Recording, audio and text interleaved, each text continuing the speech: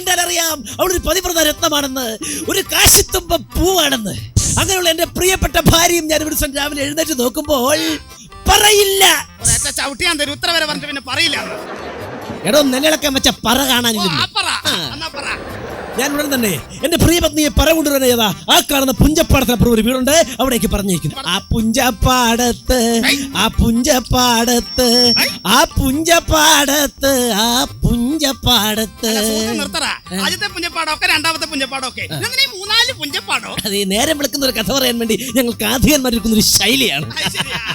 നിമിഷങ്ങൾ കടന്നുപോയി, കനം തൂങ്ങുന്ന നിമിഷങ്ങൾ, ഭ്രാന്തമായ മൗനങ്ങൾ. അതാ നിമിഷങ്ങൾക്കപ്പുറം അതാ പറയുമായി അവളതാ പുഞ്ചപ്പാടത്തോടെ നടന്നു വരികയാണ്. മന്ദം നടന്നു വരികയാണ്.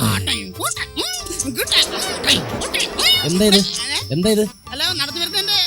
എന്റെ സുന്ദരിയായ ഭാര്യ മന്ദം നടന്നു വരുന്ന ശബ്ദമാണ് ഒരു മാക്കാച്ചി തവള വരുന്ന ശബ്ദം പോലെ കേൾപ്പിക്കുന്നത്. പെട്ടെന്ന് അന്തരീക്ഷത്തിലാകെ ഒരു മാറ്റം. മാനത്ത് മിന്നൽ പിടറുകൾ, നക്ഷത്രങ്ങൾ കോറുന്നു. ഒരിടി, ഒരു മിന്നൽ.